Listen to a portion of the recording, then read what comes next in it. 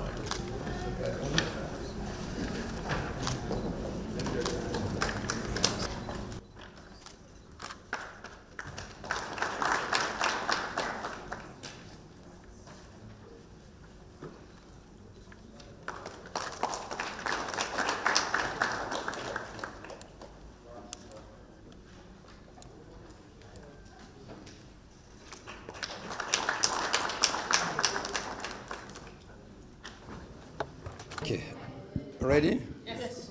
Okay, we are here today basically for the swearing in of two national commissioners.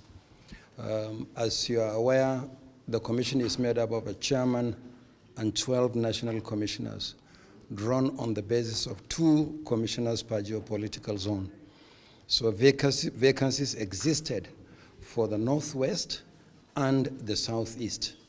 And the Senate has screened and confirmed the nominees, and Mr. President today performed the swearing in. So we have almost the full complements of the commissioners of the commission. As we are aware also, about 2 weeks ago or so, we lost one of our commissioners, Major General Al-Ghali. May his soul rest in peace. So now we have almost the full complements of commissioners. On electoral reform, we have been interfacing with the National Assembly. 2 weeks ago, we had a retreat in Lagos with the Joint Committee of the Senate and House of Representatives on electoral reform. Thereafter, the National Assembly is going to organize a public hearing, and it's after the public hearing that now a new bill will at the end of the day be submitted to the President for assent. So we're working with the National Assembly on electoral reform.